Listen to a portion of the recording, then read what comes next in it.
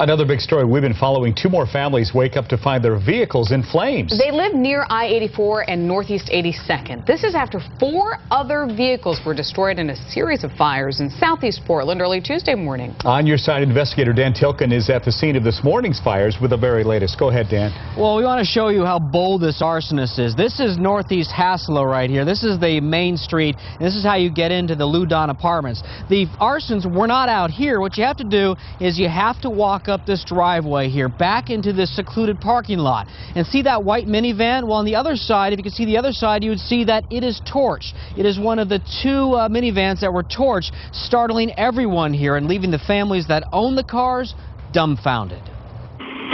I was asleep and I heard a loud explosion. It was almost 3 a.m. People were just yelling fire. A neighbor snapped a photo of the vans going up in smoke. Some thought the loud sounds were gunfire. So you think these tires right here exploded, and that's what woke people up? Exactly. It's pretty loud when a car catches fire and the tires explode. It'll really startle you. But the gas tanks didn't explode? Correct. Just flames just coming like in movies. Like if you see a car on fire and it's just flaming. The minivan that was gutted belongs to Isaac Sykes' mom. We don't have no problems with nobody. The other van belongs to a family that immigrated from the Asian country of Burma. I called my dad.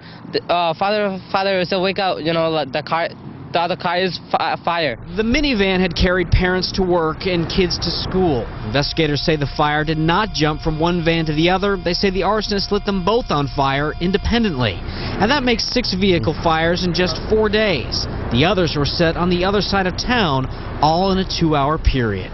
So the big question today is, are these fires related to the fires earlier this week? Right. And our investigators are definitely looking into that. They're not sure at this point.